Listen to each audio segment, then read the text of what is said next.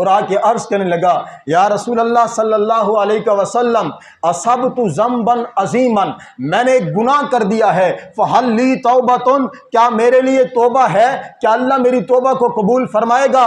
रब के महबूब ने इरशाद फरमाया, हल लका मिन उम्मिन, क्या तेरी अम्मी जिंदा है, क्या तेरी माँ जिंदा है? अर्ज की, ला हुजूर, माँ तो जिंदा नहीं है। फरमाया, हल लका मिन खालतिन, क्या तेरी खाला जिंदा है? अर्ज की, नाम, जी हाँ वो जिंदा है।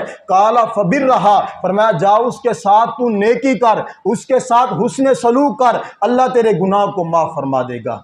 अब याद रखो, ये तो माँ की बहन खाला है जिसके साथ रिश्ता है, अल्लाह उसके साथ हुस्न सलूक करने की वजह से गुनाहों को मिटा रहा है। तो याद रखो माँ का मुकाम क्या होगा। जो माँ के साथ हुस्न सलूक करता है, अल्लाह उसे क़यामत के दिन कितनी शान अता फरमाएगा।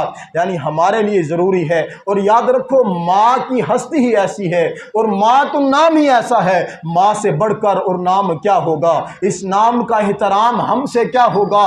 इसके कदमों के नीचे है जन्नत, जिसके कदमों के नीचे है जन्नत, उसके सर का मकाम क्या होगा? यानी हमारे लिए